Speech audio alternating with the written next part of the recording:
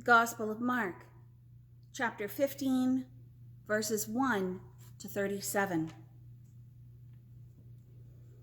As soon as it was morning, the chief priests held a consultation with the elders and the scribes and the whole council. They bound Jesus and led him away and handed him over to Pilate. Pilate asked him, "Are you the king of the Jews?" And he answered, "You say so." Then the chief priests accused him of many things. And Pilate asked him again, "Have you no answer? See how many charges they bring against you?" But Jesus made no further reply, so that Pilate was amazed. Now at the festival, he used to release a prisoner for them, anyone for whom they asked.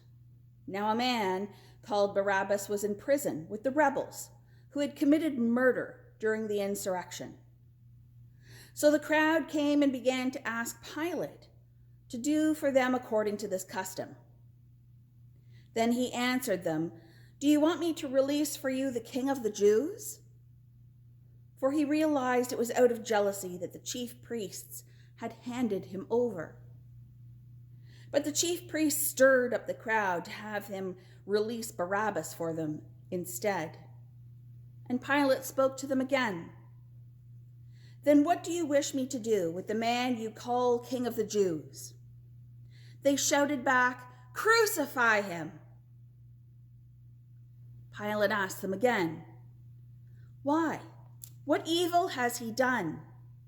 But they shouted all the more, "Crucify him!" So Pilate, wishing to satisfy the crowd, released Barabbas for them. And after flogging Jesus, he handed him over to be crucified. Then the soldiers led him into the courtyard of the palace, that is the governor's headquarters. And they called together the whole cohort, and they clothed him in a purple cloak, and after twisting some thorns into a crown, they put it on him. And they began saluting him, "Hail, King of the Jews!" They struck his head with a reed, spat upon him, and knelt down in homage to him. After they mocked him, they stripped him of the purple cloak and put his clothes on him, and then they led him out to crucify him. They compelled a passerby who was coming in from the country to carry his cross, and it was Simon of Cyrene, the father of Alexander and Rufus. Then they brought Jesus to the place called Golgotha, which means the place of a skull. And they offered him wine mixed with myrrh, but he did not take it. And they crucified him and divided his clothes among them, casting lots to decide what each should take.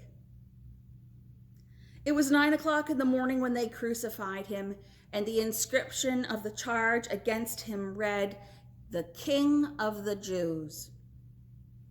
And with him they crucified 2 bandits, one on his right and one on his left.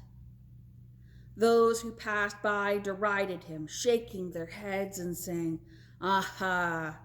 You who would destroy the temple and build it in 3 days, save yourself and come down from the cross." In the same way, the chief priests, along with the scribes, were also mocking him among themselves and saying, "He saved others. He cannot save himself. Let the Messiah, the King of Israel, come down from the cross now, so that we may see and believe." Those who were crucified with him also taunted him. When it was noon, darkness came over the whole land until 3 in the afternoon. At 3 o'clock, Jesus cried out with a loud voice, "Eloi, Eloi, lema sabachthani," which means, my God, Why have you forsaken me?" And when some of the bystanders heard it, they said, "Listen, he's calling for Elijah." And someone ran, filled a sponge with sour wine, put it on a stick, and gave it to him to drink, saying, "Wait, let us see whether Elijah will come down and take him." Then Jesus gave a loud cry and breathed his last breath.